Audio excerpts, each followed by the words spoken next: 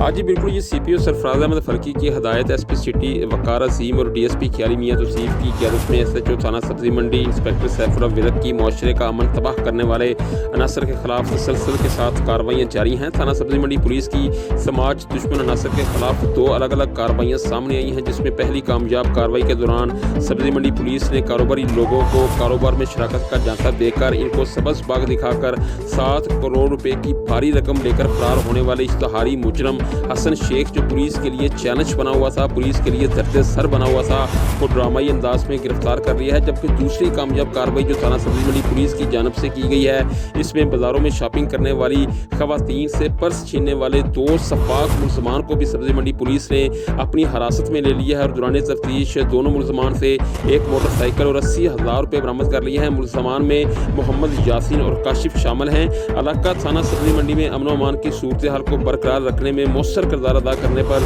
शहर के अवामी, समाजी, सियासी और बिलखसूस कारोबारी हलकों ने सीपीओ सरफराज अहमद फल्की का शुक्रिया अदा किया है और एसएचओ सब्जी मंडी पुलिस इंस्पेक्टर सैफुल्लाह विलक और इनकी टीम को भरपूर खराज तहसीन पेश किया है। जी।